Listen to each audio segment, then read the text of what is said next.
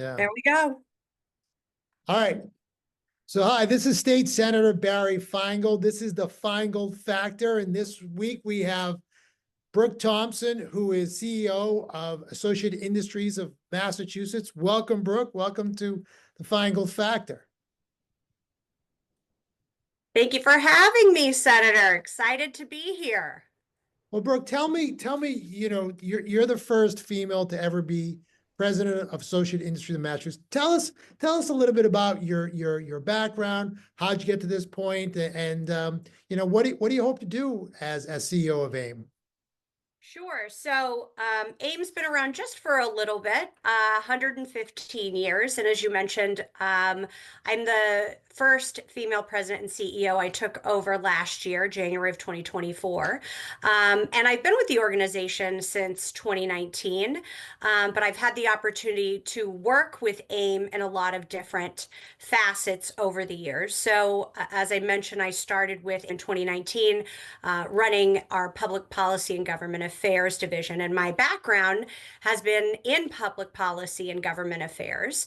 Prior to coming over to AIM, I was over at a little company known as AT&T for about 7 years, running their government affairs in Massachusetts and Rhode Island. And I had the opportunity to sit on the AIM board of directors. So I got to see AIM actually from a member perspective, which was really interesting, and see how the board was able to function. And then prior to that, I was over in the Attorney General's office here in Massachusetts, and I sat in an office that actually represented business. So oftentimes people see the Attorney General as just representing consumers or residents, but I was also there to advocate for businesses, which are consumers as well. And so I was sort of the liaison to the business community, and again, got to see AIM as an advocate for businesses in Massachusetts. And then before that, spent some time over in the legislature working for a variety of folks, including Ding, ding, you, ding, when you ding, ding. spent a little bit of time over in the Was it House. bad, huh?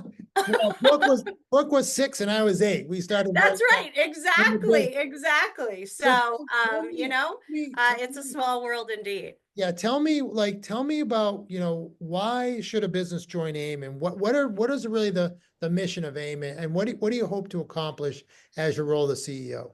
Sure. So, AIM really is the voice for businesses here in Massachusetts. And the great thing about AIM is that we are pretty rare. There are a lot of organizations that represent businesses, but we are statewide. So we represent businesses, I say, from the Berkshires to Boston and everywhere in between.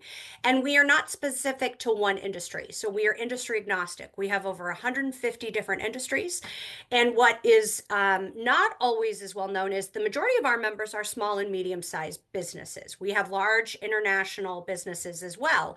But we started 115 years ago representing just manufacturers because that was the industry that was most prevalent in Massachusetts at the time. So still about a quarter of our members are manufacturers.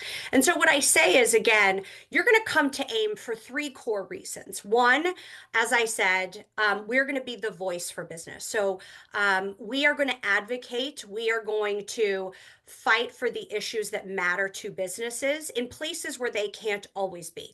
I say employers are busy running their businesses now more than ever in this competitive landscape. They can't be following all the news, knowing everything that's going on at the state, at the federal, and the local level. So that's what AIM is there to do, to be their voice, to provide education to them, but also stand up in the rooms where they can't always be present and advocate for them. We're also there as a connector. Again, we have 3,400 members. So we try to provide those connections so that, for example, somebody who's trying to find opportunities to do business or get financing or maybe get some investments from another business in the state, we provide those connectivities through, our networking, through our events, through our newsletters, and through spotlighting all the great work that our members are doing. And then the least known, though we're working on it aggressively, of our other abilities is we provide HR support. Again, this goes back to a lot of the work we do, particularly for our smaller and medium-sized businesses. Small and medium-sized businesses don't always have the capacity to have HR in-house.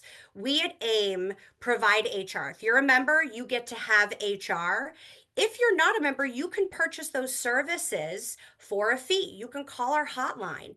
You can get, we can go through and do a training for you. We can do recruiting, which in this time when it's really hard to find qualified talent is great, right? If you haven't looked at maybe your employee guidebook in 10 years and you want us to redo that for you, we can do all of those services. We can even put in short-term HR help. If you can't find somebody to fill a position, we have part-time HR employees and we can put somebody in for you. That is amazing. So tell me about state of Massachusetts. What are some things that we need to be thinking about? Like what are some of the good things we're doing and what are some of the things we need improvement on? Yeah, Good. absolutely. So I'm going to start negative because I always like to end on a high note. So Okay, let's do here we that. go. Here we go. So, and some of these are already really known, especially if you're a business owner, right? Massachusetts, I'm not going to focus on the fact that it's the week before Memorial Day and it's going to be a little cold. We're not going to focus on the weather. We're a high cost state, right? We're high cost to live and we're high cost to run a business. Now, I think, and this is huge kudos to you, the Senate, the House, the governor. There's been a lot of progress made over particularly the last couple of sessions to try to address this, but we remain a higher cost state to do business. We have some of the highest energy rates. We have, still a lack of available housing. And so those do impact employers. They impact the ability of employers to get qualified talent. Some of the things that just came about not through the fault of Massachusetts, but because of COVID, is this particularly competitive environment we're in right now.